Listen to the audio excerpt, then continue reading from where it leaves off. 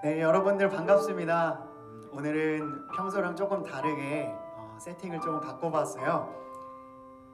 그동안 오부 예배를 저희가 함께 잘 드리지 못하는 상황 가운데에서 영상으로 예배를 계속해서 드리고 있었는데, 저희 GBS가 단순한 성경 공부의 시간을 넘어서 하나님의 말씀을 함께 나누는 시간이 되었으면 좋겠다는 생각에 이런 세팅을 하게 되었습니다. 오늘은 GBS 본문 말씀을 가지고 제가 여러분들께 하나님의 말씀을 함께 나누는 시간을 갖고 함께 찬양하고 기도하는 시간, 저희가 오부 예배 드리는 시간처럼 생각해 주시면 좋을 것 같고요. 우리 함께 기도하고 우리의 모든 모임을 시작하도록 하겠습니다. 아버지 하나님, 감사합니다. 오늘 우리를 이 자리에 불러주시고 우리의 마음을 열어 하나님 아버지의 말씀을 듣고 함께 찬양하고 기도하게 하시니 감사합니다. 우리의 마음을 담아 드리는 예배가 되게 하여 주옵시고, 또한 선포되는 말씀과 적용되는 말씀 가운데에서 하나님의 영광만이 드러날 수 있는 귀한 시간 될 수 있도록 인도하여 주시옵소서. 예배의 시종과 그리고 진행하시는 모든 과정을 주님 앞에 맡겨드리며 이 모든 말씀 우리 구주 예수 그리스도의 이름으로 기도드리옵나이다. 아멘. 함께 찬양하도록 하겠습니다. 오늘 이 자리에 모인 우리, 오늘 이 자리에 모인 우리, 어린 양 예수 따라가는 무리 되게 하소서. 성령의 충만한 임재 안에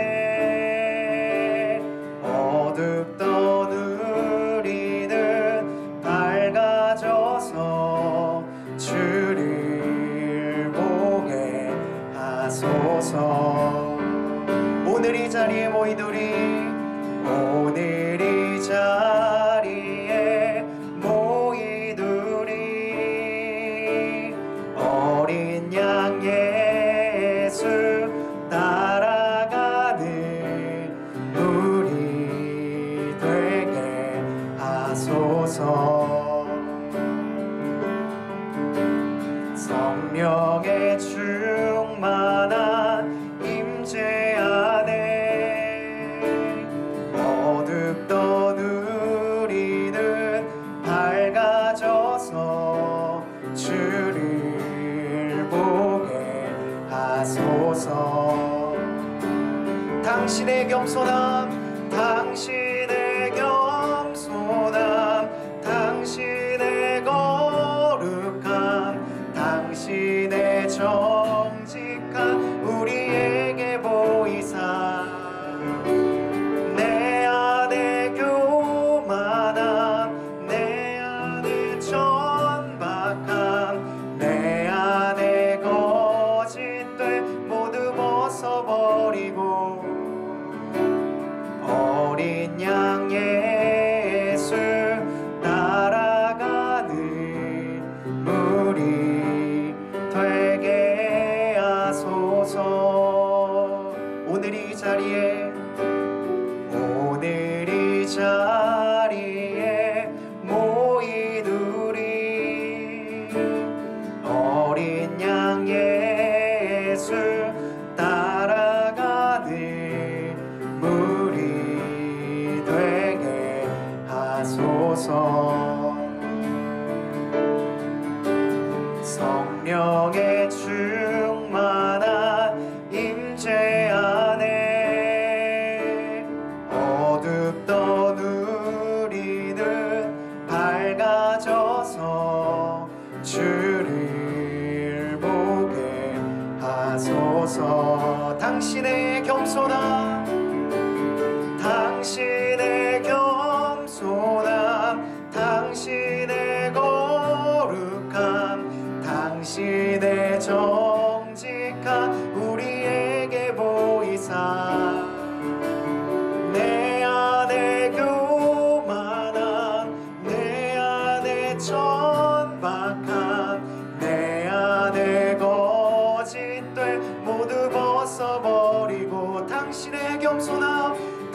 당신의 겸손한, 당신의 거룩한, 당신의 정직한 우리에게 보이사 내 안에 교만한, 내 안에 천박한, 내 안에 거짓된 모두 다시 한번 찬양합시다. 당신의 겸손함, 당신의 겸손함, 당신의 거룩한, 당신의 정직한 우리에게 보이사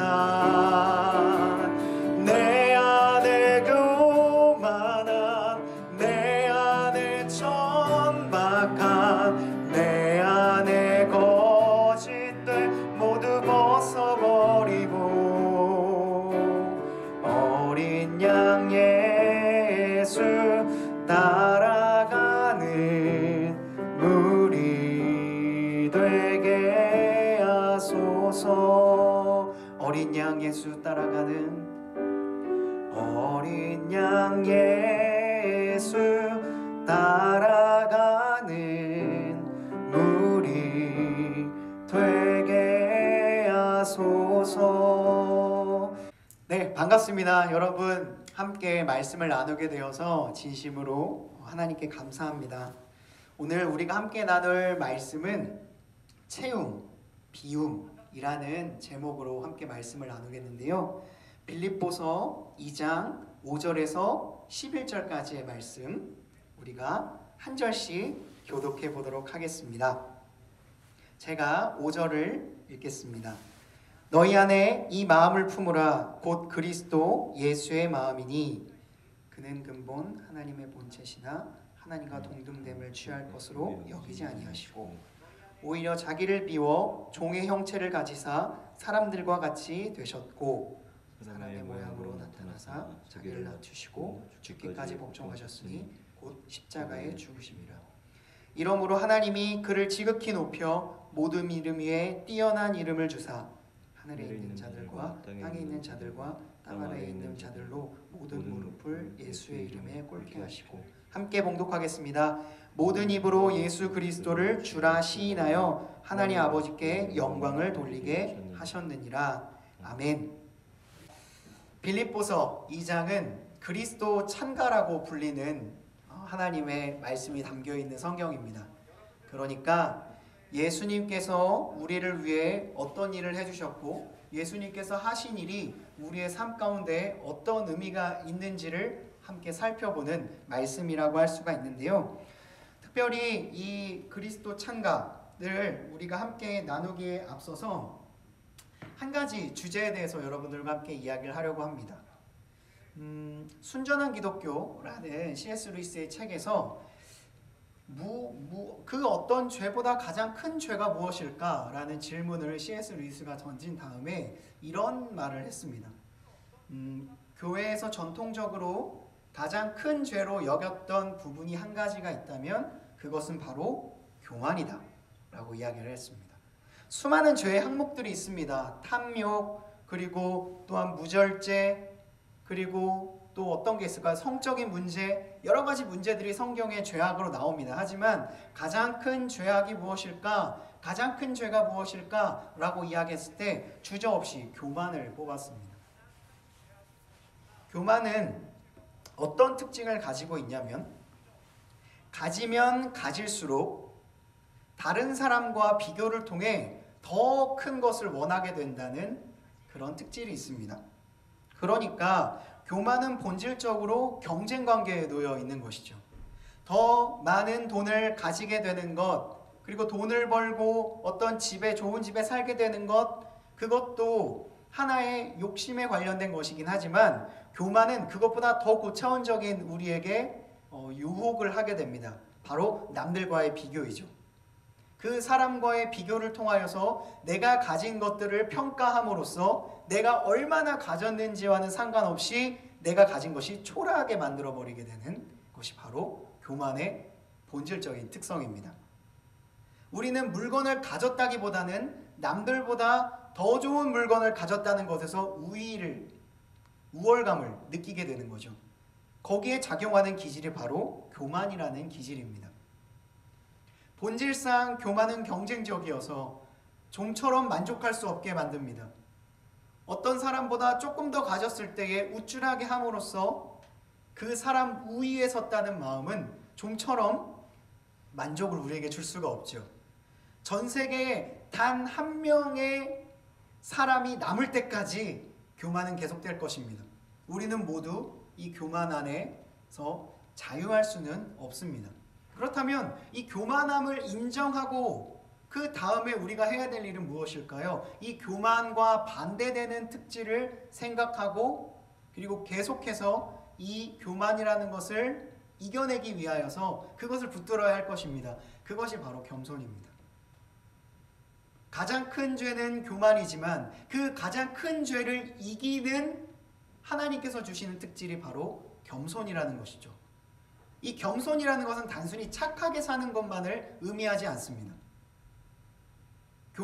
교만을 이길 수 있는 이 겸손은 단순히 착하게 사는 것을 넘어서서 하나님께서 예수님을 통해 우리에게 보여주었던 그 모습을 닮아서 삶의 어떤 것이든 선택하며 나간다는 그런 의미를 가지고 있습니다. 착한 것을 뛰어넘어 무언가 예수님의 성품을 닮아감으로 말미암아 내 삶에 있는 모든 문제들과 그리고 우리가 맞닥뜨려지는 모든 상황들을 대처할 수 있는 능력이라고 할 수가 있죠. 빌립보서 2장 5절에서 11절은 그리스도 찬가라는 이름으로 우리가 함께 말씀을 나누었습니다. 여기에는 예수 그리스도께서 어떻게 우리에게 하나님의 마음을 전달해 주셨는지를 말씀하고 있습니다. 예수님은 근본 본래 하나님과 동등된 분이십니다. 하나님과 같은 분이시라는 거죠. 예수님이라는 이름의 뜻은 자기 백성을 그들의 죄에서 구원할 자라는 뜻을 가지고 있습니다. 자신의 백성을 그들의 죄에서 구원한다는 것은 그가 온 인류를 구원할 수 있는 하나님과 같은 능력을 가진 분이라는 것을 내포하고 있는 것입니다. 그는 우리를 구원할 왕으로서 오셨습니다. 그리고 히브리서 1장에서 말하는 것처럼 하나님과 같은 분, 하나님과 동일한 능력을 가진 분으로서 우리에게 나타나셨습니다. 온 땅과 하늘이 그에게 복종하고 모든 만물이 그 앞에 무릎을 꿇게 된다고 히브리서 기자는 이야기하고 있죠. 예수님은 창조주 하나님과 같은 분, 그리고 모든 인류를 구원할 구원자와 같은 분으로서 우리에게 오셨습니다. 이 말은 무슨 말일까요? 예수님께서 그냥 이 땅에 내려오셔서 하나님과 같은 전지전능한 능력으로 이 세상의 구원을 한 번에 끝내실 수도 있었다는 의미입니다. 예수님께서 굳이 이 땅에 인간의 몸을 입고 오지 않으셔도 충분히 구원을 이룰 수 있는 분, 그리고 그만한 능력이 있는 분으로서 예수님은 이 땅 가운데 오셨습니다.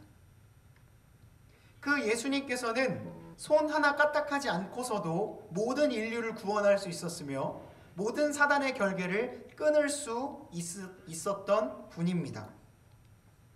만약에 예수님께서 우리에게 이렇게 구원을 하셨다고 하더라도 우리는 아마 불평할 수 없었을 거예요. 왜 예수님 이런 방식으로 구원을 하셨습니까? 불평할 수 없었을 것입니다. 왜냐하면 예수님은 자신의 힘만으로도 구원을 이룰 수 있는 분이었기 때문이죠. 사람들이 예수님의 행적을 생각을 하면서 그 예수님이 때로는 약해지는 모습을 보면서 의심을 합니다. 정말로 예수님이 하나님의 아들이 맞는가? 성경에 나오는 예수께서 우셨다라고 하는 표현을 보면서 이것은 신이 보여줄 수 없는 연약한 모습이야 라고 하면서 예수님께서는 인간으로 온 게 아니라 그냥 우리에게 일종의 멋진 쇼를 보여준 거야 라고 생각했던 고대의 이단들도 있었습니다. 그것은 인간의 모습과 동일하게 낮아지신 예수 그리스도의 모습을 인정할 수 없었던 사람들이 만들어낸 생각이었죠. 우리도 때로는 그런 생각을 하곤 합니다. 왜 예수님, 왜 하나님, 자신의 능력을 다 써서 모든 것들을 종결시킬 수 있는데 왜 마치 안 계신 것처럼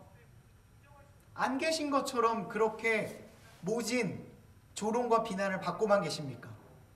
세상 사람들이 하나님을 조롱하고 하나님은 없다로 말할 때 왜 그 구약에서 쓰셨던 힘을 쓰지 않으십니까? 안 계신 거 아닙니까? 이런 고민들을 우리가 하곤 합니다. 하지만 하나님께서 그럴 힘이 없었다는 말이 아닙니다. 성경은 하나님께서 충분히 그러실 수 있는 분이고 예수님 또한 그러실 수 있는 분이라고 이야기하고 있기 때문입니다. 근데 놀라운 것은 역설적이게도 예수님은 그 힘을 쓰지 않으셨습니다.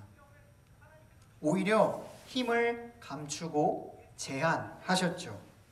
스스로 사람의 형체를 입으셨습니다.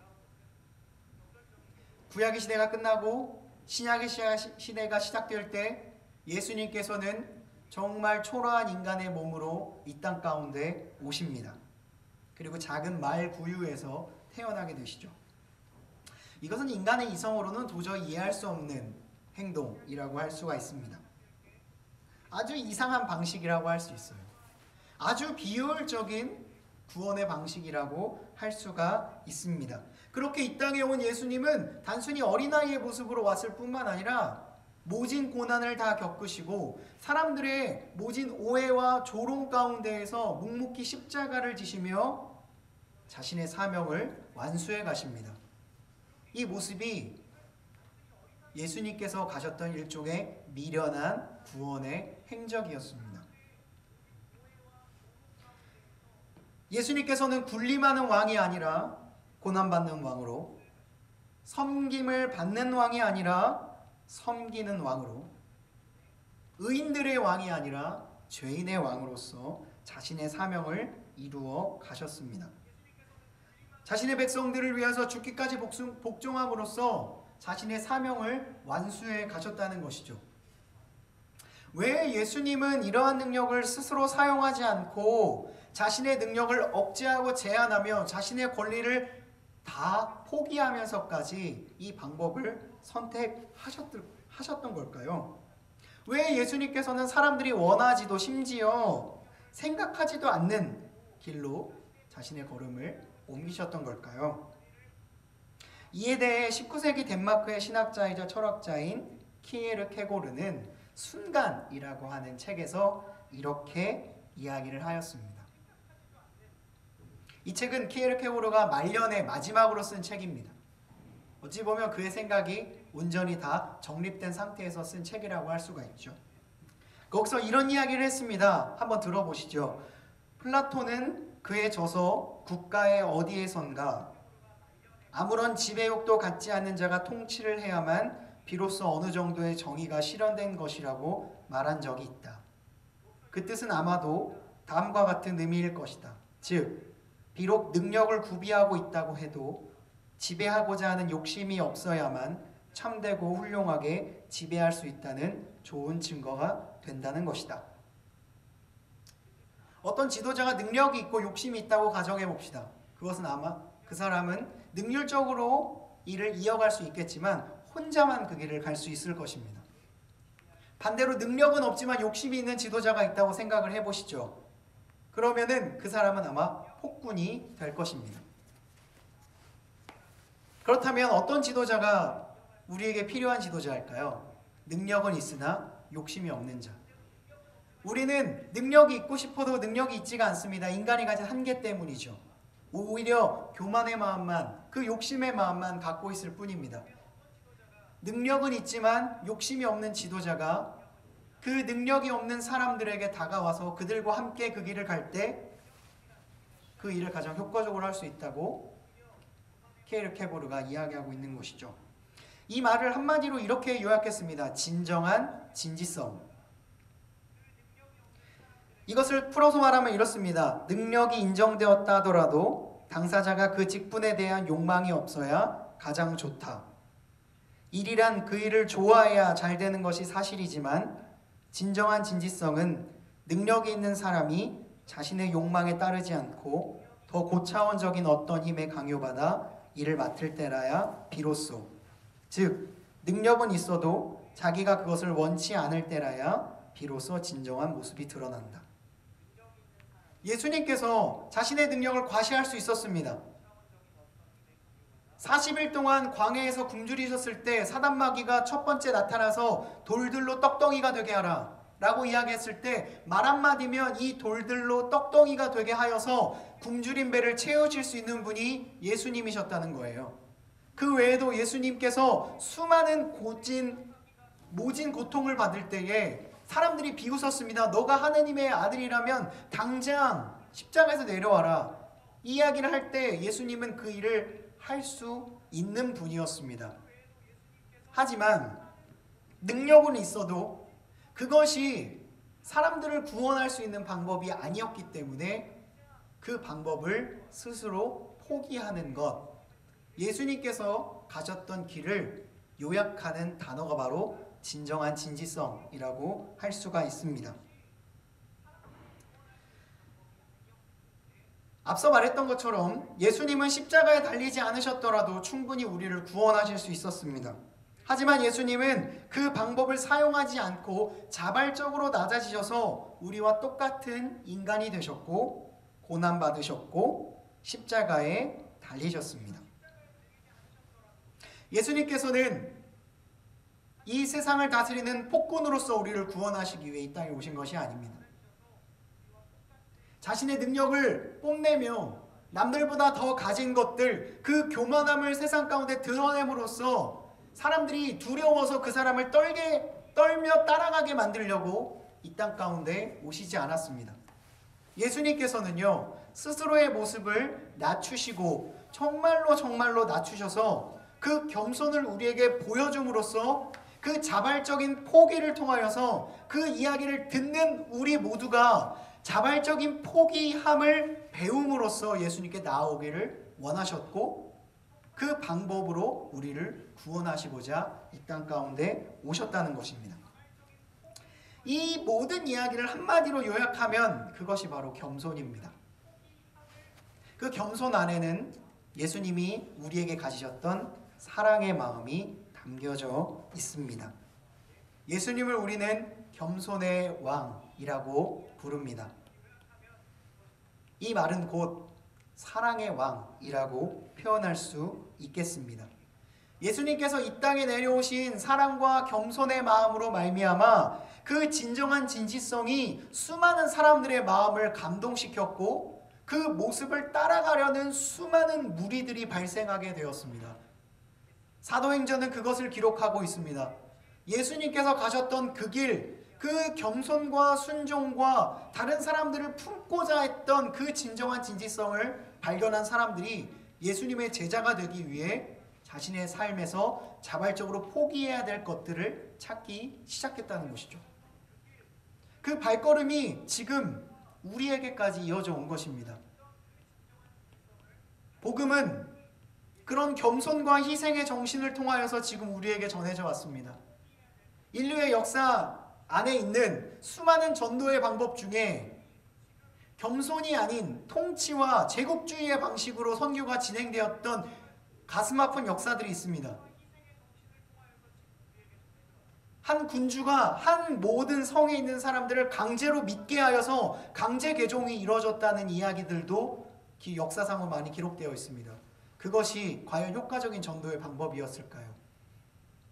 예수 그리스도의 복음은 오직 겸손과 희생을 통하여서만 전달되었고 오직 겸손과 희생을 통하여서만 우리는 예수님을 정말로 진심으로 따라가고자 하는 마음이 발생할 수 있다는 것을 기억해야 합니다.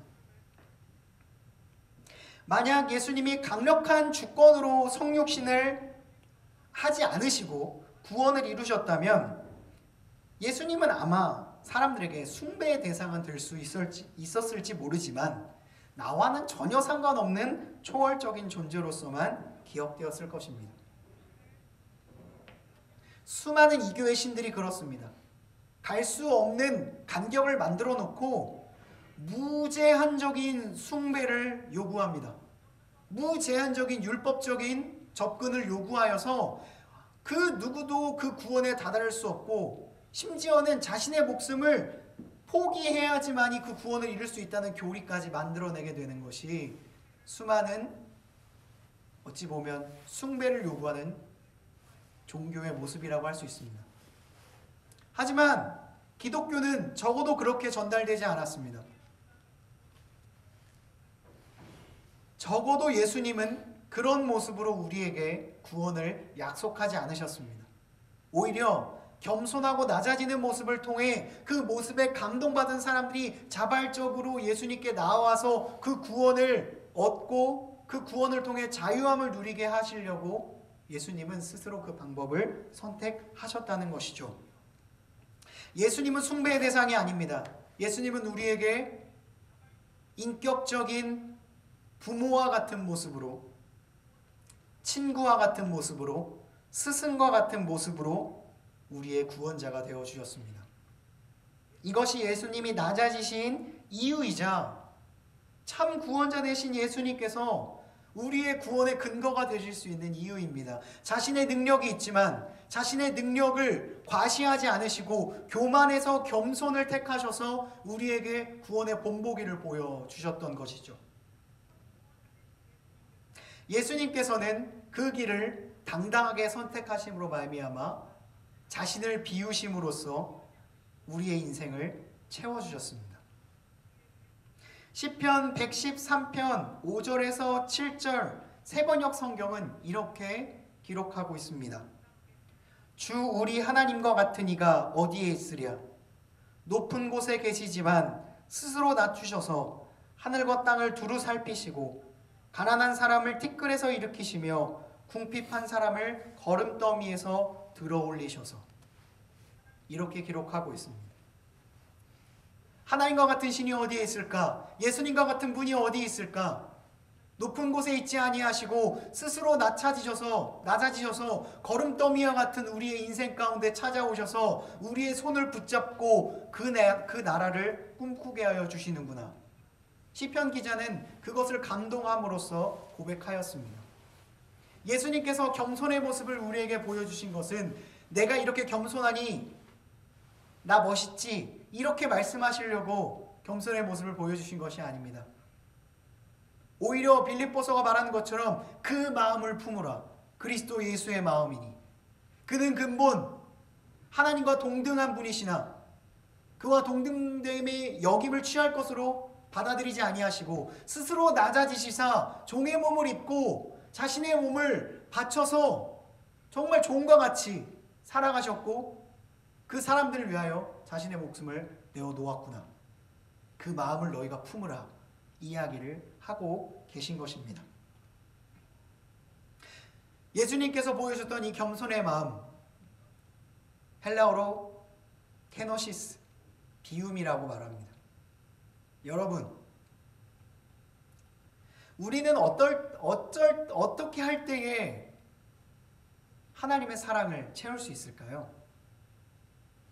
우리는 먼저 비울 때에 그 사랑을 채울 수 있습니다. 한 어린아이가 사탕이 담겨있는 목이 좁은 그릇에 손을 집어넣어서 사탕을 움켜쥐었다고 생각해 봅시다. 움켜쥐은 손, 더 많이 가지면 가질수록 더 커지기만 하는 그 손을 빼려고 해도 빠지지 않는 그 상황 가운데에 그 아이가 사탕을 얻을 수 있는 방법은 무엇일까요? 움켜진 손을 놓는 것입니다. 여러분들이 잡고자 했던, 여러분들이 가지고자 했던, 더 많이 남들보다 갖고 싶었던 그 교만의 마음을 붙잡고 있으면 그 손 안에 여러분들이 채워지는 것은 교만함과 공허함 뿐입니다. 이 손을 놓고 그 손을 비웠을 때 여러분들의 손 안에 예수 그리스도의 마음이 담길 수 있습니다. 겸손하기 위해서 여러분들이 선택할 수 있는 삶의 첫 번째 방법은 무엇일까요? 바로 내 자신의 교만함을 인정하는 것입니다. 그리고 이 교만함을 이길 수 있는 그 예수님의 겸손의 마음을 배우기 위해서 잡고 있던 손을 놔두는 것입니다. 그때에 주님께서 그 겸손의 마음을 통하여서 그걸 가지지 않아도, 아니 그것을 어느 정도 가졌을 때에 자족할 수 있는 마음을 우리에게 허락하여 주신다는 거죠. 그 자족하는 마음으로부터 시작되는 사람은 더 높은 곳에 가서도 진정한 진지성을 유지할 수가 있습니다. 능력은 하나님께서 키워주실 것입니다. 그 능력은 어디서부터 오느냐? 자신의 손을 놔두고 주님의 능력을 붙잡은 사람, 거기서부터 우리의 능력은 시작됩니다. 세상이 감당할 수 없는 자신감은 어디서 나오는 것일까요? 내가 가지고 있는 것들을 의지하면서 나올 때의 자신감이 나오는 걸까요? 아니요. 아무것도 가지지 않아도 내 삶을 가득 채우고 있는 예수님을 발견한 사람은 아무것도 가지지 않아도 당당할 수 있습니다. 잘못을 저지르지 않고 나의 삶을 채워가는 사람은 떳떳할 수 있는 거죠. 거기서부터 우리의 자신감은 출발되어야 합니다. 그것은 교만과 다릅니다. 교만함은 남들보다 우위에 서기 위해서 내 능력을 키우는 동시에 내 욕심을 똑같이 키워서 그 어떤 누구도 나를 이길 수 없게 만드는 것이 일종의 교만함의 결과물입니다. 하지만 겸손으로 인한 능력은 어떻게 등장하냐면, 하나님께 의지하면서 나아가는 사람이 계속해서 하나님께 지혜를 얻음으로써 능력이 발현되지만 욕심은 매일매일 죽이는 것입니다. 사람들은 그런 사람을 리더로 인정하게 될 것입니다. 결과적으로 자신을 리더로서 존중하는 수많은 구성원들은 리더가 능력은 키우려고 매일매일 노력하지만 욕심은 매일매일 죽여가는 모습을 볼 때 그 리더를 리더로 인정하게 될 것이라는 것이죠. 예수님께서 보이셨던 모습이 바로 그 모습이시며, 그 모습을 보며 수많은 사람들이 예수님을 나의 리더로 모시게 된 것입니다. 예수님께서는 우리에게 그 모습을 보여주셨습니다. 자신을 비우고 자신의 욕심을 버리고 나의 구원을 위하여서 자신의 모습을 완전히 비워놓는 모습을 통하여서 그것을 의지하는 자에게 그 사랑을 가득히 채워주셨다는 것입니다. 오늘 여러분 그 사랑을, 그 겸손의 마음을 붙잡기를 원합니다. 내 안에 있는 교만함을 없앨 수 있는 방법은 예수 그리스도의 마음을 기억하는 것입니다. 그리고 내가 움켜쥐고 있는 것이 무엇인지를 발견하고 그것이 정말 주님이 주신 마음이 아니라면 잠시 손을 놔두는 겁니다. 굉장히 복잡한 일 가운데에 고민하고 있는 분들이 있습니까? 잠시 멈춰서서 복잡한 실타래를 하나하나 풀어내고 때로는 잘라내고 비워내는 일들을 먼저 선택하시길 바랍니다. 그리고 그 안에 예수님의 마음을 품으시는 오늘 하루가 되었으면 좋겠습니다. 우리가 비울 때 주님은 채우십니다. 우리가 삶에 고군분투하면서 나아가는 그 모습을 주님께서 귀히 여겨주시고 믿음의 자존심을 가지고 정도를 걷는 그 사람의 삶을 하나님께서는 풍성한 능력으로 채우십니다. 매일매일 나의 욕심을 비우고 나의 헛된 마음들을 내려놓고 주님의 은혜를 구하고 주님의 겸손의 마음을 구한다면 여러분들은 아마 전과는 다른 신앙의 단계로 나아가게 될 것입니다. 비우십시오. 그리고 거기에 그 겸손의 마음을 채우십시오. 그 겸손의 근거는 주님의 모습에 달려 있습니다. 돈으로 살 수 없습니다. 여러분들이 가진 것으로 그 능력을 살 수가 없습니다. 예수님의 능력을 의지하는 것입니다. 그래서 사도 바울은 계속해서 우리에게 주 안에서 모든 일을 하라, 주 안에서 나의 삶을 계속해서 조명하고 주님의 그 마음을 품으라, 이렇게 이야기하고 있는 것입니다. 오늘 여러분들의 삶을 통하여서 그 비움과 채움의 의미를 발견할 수 있는 하루가 되었으면 좋겠습니다.